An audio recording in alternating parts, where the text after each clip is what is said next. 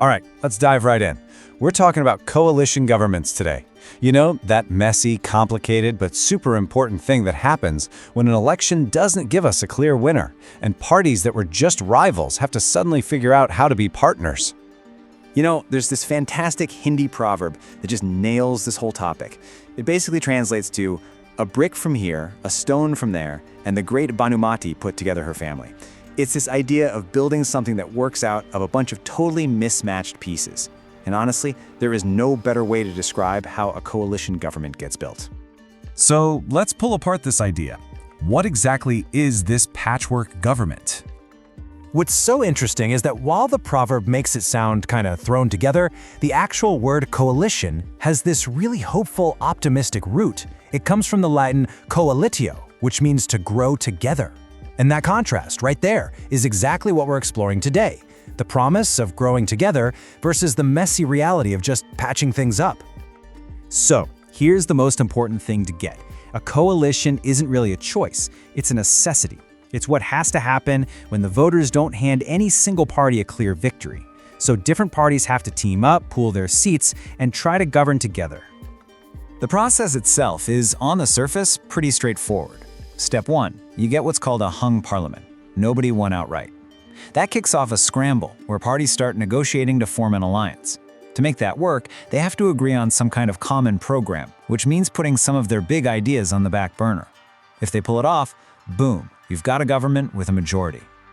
Okay, but this is where it gets really, really tricky, because every single coalition is walking this incredibly fine line between its democratic promise and the very real danger of just falling apart.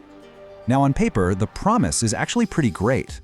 Coalitions can mean that a country's incredibly diverse population gets much better representation in government. They force leaders to build consensus, which can really empower regional voices. And maybe most importantly, they act as a brake on any one party getting way too powerful or authoritarian. But then, there's the reality, which is often a lot rockier. These governments are notoriously unstable. The prime minister's power gets diluted because every single decision needs buy-in from everyone. To keep all the partners happy, you get these huge, bloated jumbo ministries. And when something goes wrong, oh, it's a blame game with everyone pointing fingers and nobody taking the fall. And this all comes down to the central tension of any coalition. The ideal, right, is that parties set aside their rigid beliefs, their dogma, and focus on just making progress. But the reality? Well, compromise is usually less about finding the best policy for the country and more about haggling over who gets what ministry and who holds the power. Which brings up a really fascinating question about where the power actually sits in these setups. Who is really calling the shots? I mean, think about it for a second. When you have a government that's just a delicate patchwork of competing agendas, is the person with the top job actually the most powerful one in the room? And the answer, a lot of the time, is a hard no. The prime minister is basically walking on eggshells, constantly looking over their shoulder. Every big decision, every new policy needs to be run by the coalition partners, because one wrong move, one unhappy ally, and the whole thing could come crashing down. This situation often leads to this kind of shadow power structure, sometimes called a steering committee. This is a group of top leaders from all the partner parties. And get this, many of them might not even be elected officials who meet behind closed doors to decide what the government is going to do. I mean, let that sink in for a second. An unelected committee can become more powerful than the actual official cabinet. They're the ones dictating policy from the shadows, and the elected government is just expected to carry it out. The real decisions are often made long before the cabinet even sits down to meet. This also creates what we call the kingmaker effect. All of a sudden, a tiny little party with just a handful of seats can hold the entire government hostage. Their support is literally the glue holding the majority together, which gives them this huge outsized power to make crazy demands and threaten to walk away at any moment. Now, to really understand how this all became so common, especially in a country as big and diverse as India, we kind of have to take a quick look back at the history. Let's trace how we got from single-party rule to this modern era of alliances. So, for the first 20 years or so after independence, it was pretty much a one-party show, dominated by the Congress Party.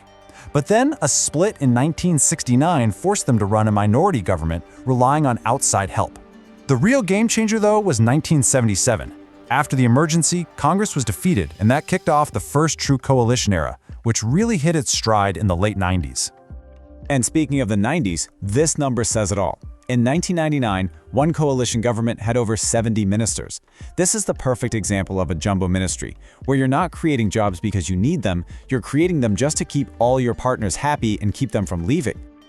It's also really important to remember that not all coalitions are the same.